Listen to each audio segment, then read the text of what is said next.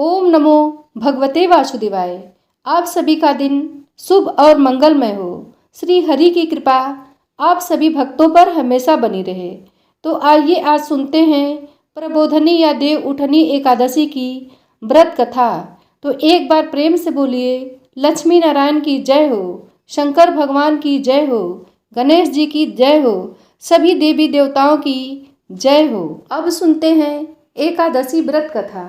युधिष्ठिर ने पूछा, श्री कृष्ण, मैंने आपके मुख से रमा का यथार्थ महात्म्य सुना। मानद, अब कार्तिक शुक्ल पक्ष में जो एकादशी होती है उसकी महिमा बताइए। भगवान श्री कृष्ण बोले, राजन, कार्तिक के शुक्ल पक्ष में जो एकादशी होती है उसका जैसा वर्णन लोक सृष्टा ब्रह्मा जी ने नारद जी से किया था वही मैं तुम्हें बतलाता हूँ। नारद जी ने कहा, पिताजी, जिसमें धर्म कर्म में प्रवृत्ति कराने वाले भगवान गोविंद जागते हैं उस प्रबोधनी एकादशी का महात्म्य बतलाइए। ब्रह्मा जी बोले, मुनि श्रेष्ठ, प्रबोधनी का महात्म्य पाप का नाश, पुण्य के वृद्धि तथा उत्तम बुद्धि वाले पुरुषों को मोक्ष प्रदान करने वाला है। समुद्र से लेकर सरोवर तक जितने भी तीर्थ हैं वे सभी अपने महात्म्य की तभी तक गर्जना करते हैं जब तक कि कार्तिक मास में भगवान विष्णु की प्रबोधनी तिथि नहीं आ जाती। प्रबोधनी एकादशी को एक ही उपवास कर लेने से मनुष्य 1000 अश्वमेघ तथा 100 राजसूय यज्ञ का फल पा लेता है। बेटा, जो दुर्लभ है, जिसकी प्राप्ति असंभव है तथा जिसे त्रिलोकी में किसी ने भी नहीं देखा है, ऐसी वस्तु के लिए भी याचना करने पर प्रबोधनी एकादशी उसे देती है। भक्तिपूर्वक उपवास करने पर मनुष्यों को हरिबोधनी एकादशी ऐश्वर्य, संपत्ति, उत्तम बुद्धि, राज्य तथा सुख प्रदान करती है। मेरु पर्वत के समान जो बड़े बड़े पाप हैं उन सबको यह पापनाशिनी प्रबोधनी एक ही उपवास से भस्म कर देती है। पहले के हजारों जन्मों में जो पाप किए गए हैं उन्हें प्रबोधनी की रात्रि का जागरण रुई के ढेरी के समान भस्म कर डालता है। जो लोग प्रबोधनी एकादशी का मन से ध्यान करते तथा जो इसके व्रत का अनुष्ठान करते हैं उनके पिता नरक के दुखों से छुटकारा पाकर भगवान विष्णु के परम धाम को चले जाते हैं। ब्राह्मण, अश्वमेघ आदि यज्ञों से भी जिस फल की प्राप्ति कठिन है वह प्रबोधनी एकादशी को जागरण करने से अनायास ही मिल जाता है। संपूर्ण तीर्थों में नहाकर सुवर्ण और पृथ्वी दान करने से जो फल मिलता है वह श्री हरि के निमित्त जागरण करने मात्र से मनुष्य प्राप्त कर लेता है। जैसे मनुष्यों के लिए मृत्यु अनिवार्य है उसी प्रकार धन संपत्ति मात्र भी क्षण भंगुर है। ऐसा समझकर एकादशी का व्रत करना चाहिए। तीनों लोकों में जो कोई भी तीर्थ संभव है वे सब प्रबोधनी एकादशी का व्रत करने वाले मनुष्य के घर में मौजूद रहते हैं। कार्तिक की हरिबोधनी एकादशी पुत्र तथा पौत्र प्रदान करने वाली है। जो प्रबोधनी को उपवास करता है वही ज्ञानी है, वही योगी है, वही तपस्वी और जितेंद्रिय है तथा उसी को भोग और मोक्ष की प्राप्ति होती है।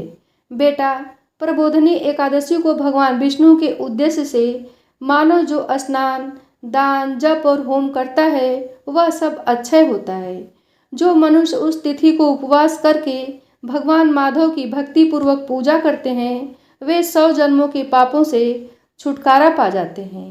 इस व्रत के द्वारा देवेश्वर जनार्दन को संतुष्ट करके मनुष्य संपूर्ण दिशाओं को अपने तेज से प्रकाशित करता हुआ श्री हरि के बैकुंठ धाम को जाता है। प्रबोधनी को पूजित होने पर भगवान गोविंद मनुष्यों के बचपन, जवानी और बुढ़ापे में किए हुए 100 जन्मों के पापों को चाहे वे अधिक हो या कम धो डालते हैं। अतः सर्वथा प्रयत्न करके संपूर्ण मनोवांछित फलों को देने वाले देवाधिदेव जनार्दन की उपासना करनी चाहिए। बेटा नारद, जो भगवान विष्णु के भजन में तत्पर होकर कार्तिक में पराये अन्न का त्याग करता है वह चंद्रायण व्रत का फल पाता है। जो प्रतिदिन शास्त्रीय चर्चा से मनोरंजन करते हुए कार्तिक मास व्यतीत करता है वह अपने संपूर्ण पापों को जला डालता है और 10,000 यज्ञों का फल प्राप्त करता है।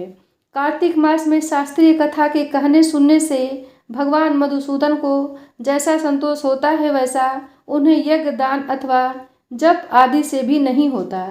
जो शुभ कर्म परायण पुरुष कार्तिक मास में एक या आधा श्लोक भी भगवान विष्णु की कथा बाँचते हैं, उन्हें 100 गोदान का फल मिलता है। महामुने, कार्तिक में भगवान केशव के सामने शास्त्र का स्वाध्याय तथा श्रवण करना चाहिए। मुनि श्रेष्ठ, जो कार्तिक में कल्याण प्राप्ति के लोभ से श्री हरि की कथा का प्रबंध करता है, वह अपनी 100 पीढ़ियों को तार देता है। जो मनुष्य सदा नियम पूर्वक कार्तिक मास में भगवान विष्णु की कथा सुनता है, उसे सहस्र गोदान का फल मिलता है। जो प्रबोधिनी एकादशी के दिन श्री विष्णु की कथा श्रवण करता है, उसे 7 द्वीपों से युक्त पृथ्वी दान करने का फल प्राप्त होता है। मुनि श्रेष्ठ, जो भगवान विष्णु की कथा सुनकर अपनी शक्ति के अनुसार कथावाचक की पूजा करते हैं, उन्हें अच्छे लोक की प्राप्ति होती है। नारद, जो मनुष्य कार्तिक मास में भगवत संबंधी गीत और शास्त्र विनोद के द्वारा समय बिताता है, उसकी पुनरावृत्ति मैंने नहीं देखी। मुने, जो पुण्य आत्मा पुरुष भगवान के समक्ष गान, नृत्य, वाद्य और श्री विष्णु की कथा करता है, वह तीनों लोकों के ऊपर विराजमान होता है। मुनि श्रेष्ठ, कार्तिक की प्रबोधनी एकादशी के दिन बहुत से फल, फूल, कपूर, अर्गजा और कुमकुम के द्वारा श्री हरि की पूजा करनी चाहिए। एकादशी आने पर धन की कंजूसी नहीं करनी चाहिए, क्योंकि उस दिन दान आदि करने से असंख्य पुण्य की प्राप्ति होती है। प्रबोधनी को जागरण के समय शंख में जल लेकर फल तथा नाना प्रकार के द्रव्यों के साथ श्री जनार्दन को अर्घ्य देना चाहिए। संपूर्ण तीर्थों में स्नान करने और सब प्रकार के दान देने से जो फल मिलता है, वही प्रबोधनी एकादशी को अर्घ्य देने से करोड़ गुना होकर प्राप्त होता है। देवर्ष से अर्घ्य के पश्चात भोजन, आच्छादन और दक्षिणा आदि के द्वारा भगवान विष्णु की प्रसन्नता के लिए गुरु की पूजा करनी चाहिए। जो मनुष्य उस दिन श्रीमद् भागवत की कथा सुनता अथवा पुराण का पाठ करता है, उसे एक एक अक्षर पर कपिला दान का फल मिलता है। मुनि श्रेष्ठ, कार्तिक में जो मनुष्य अपनी शक्ति के अनुसार शास्त्रोक्त रीति से वैष्णव व्रत का पालन करता है, उसकी मुक्ति अविचल है। केतकी के एक पत्ते से पूजित होने पर भगवान गरुड़ध्वज 1000 वर्ष तक अत्यंत तृप्त रहते हैं। देवर्षि, जो अगस्त के फूल से भगवान जनार्दन की पूजा करता है, उसके दर्शन मात्र से नरक की आग बुझ जाती है। बस, जो कार्तिक में भगवान जनार्दन को तुलसी के पत्र और पुष्प अर्पण करते हैं, उनका जन्म भर का किया हुआ सारा पाप भस्म हो जाता है। मुने, जो प्रतिदिन दर्शन, स्पर्श, ध्यान, नाम कीर्तन, स्तवन, अर्पण, सेचन, नित्य पूजन तथा नमस्कार के द्वारा तुलसी में 9 प्रकार की भक्ति करते हैं, वे कोटि सहस्त्र युगों तक पुण्य का विस्तार करते हैं। नारद, सब प्रकार के फूलों और पत्तों को चढ़ाने से जो फल प्राप्त होता है, वह कार्तिक मास में तुलसी के एक पत्ते से मिल जाता है। कार्तिक आया देख प्रतिदिन नियम पूर्वक तुलसी के कोमल पत्तों से महाविष्णु श्री जनार्दन का पूजन करना चाहिए। 100 यज्ञों द्वारा देवताओं का यजन करने और अनेक प्रकार के दान देने से जो पुण्य होता है, वह कार्तिक में तुलसी दल मात्र से केशव की पूजा करने पर प्राप्त हो जाता है। अब सुनते हैं तुलसी माता की कहानी। प्राचीन काल में जलंधर नामक राक्षस ने चारों तरफ बड़ा उत्पात मचा रखा था। वह बड़ा वीर तथा पराक्रमी था। उसकी वीरता का रहस्य था उसकी पत्नी वृंदा का पतिव्रता धर्म। उसी के प्रभाव से वह विजयी बना हुआ था। जलंधर के उपद्रवों से परेशान देवगण भगवान विष्णु के पास गए तथा रक्षा की गुहार लगाई। उनकी प्रार्थना सुनकर भगवान विष्णु ने वृंदा का पतिव्रता धर्म भंग करने का निश्चय किया। उन्होंने जलंधर का रूप धरकर छल से वृंदा का स्पर्श किया। वृंदा का पति जलंधर देवताओं से पराक्रम से युद्ध कर रहा था, लेकिन वृंदा का सतीत्व नष्ट होते ही मारा गया। जैसे ही वृंदा का सतीत्व भंग हुआ, जलंधर का सिर उसके आंगन में आ गिरा। जब वृंदा ने यह देखा तो क्रोधित होकर जानना चाहा कि फिर जिसे उसने स्पर्श किया वह कौन है। सामने साक्षात विष्णु जी खड़े थे। उसने भगवान विष्णु को शाप दिया, जिस प्रकार तुमने छल से मुझे पति वियोग दिया है, उसी प्रकार तुम्हारी पत्नी का भी छल पूर्वक हरण होगा और स्त्री वियोग सहने के लिए तुम भी मृत्युलोक में जन्म लोगे। यह कहकर वृंदा अपने पति के साथ सती हो गई। वृंदा के शाप से ही प्रभु श्री राम ने अयोध्या में जन्म लिया और उन्हें सीता का वियोग सहना पड़ा था। जिस जगह वृंदा सती हुई वहाँ तुलसी का पौधा उत्पन्न हुआ। एक अन्य कथा में आरंभ यथावत है कि लेकिन इस कथा में वृंदा ने विष्णु जी को यह शाप दिया था कि तुमने मेरा अस्तित्व भंग किया है, अतः तुम पत्थर के बनोगे। यह पत्थर शालिग्राम कहलाया। विष्णु ने कहा कि हे वृंदा, मैं तुम्हारे सतीत्व का आदर करता हूँ, लेकिन तुम तुलसी बनकर सदा मेरे साथ रहोगी। जो मनुष्य कार्तिक एकादशी के दिन तुम्हारे साथ मेरा विवाह करेगा उसकी हर मनोकामना पूरी होगी। बिना तुलसी दल के शालिग्राम या विष्णु जी की पूजा अधूरी मानी जाती है। शालिग्राम और तुलसी का विवाह भगवान विष्णु और महालक्ष्मी का ही प्रतीकात्मक विवाह माना जाता है। अब सुनते हैं आरती। ओम जय जगदीश हरे, स्वामी जय जगदीश हरे। भक्त जनों के संकट क्षण में दूर करे। ओम जय जगदीश हरे।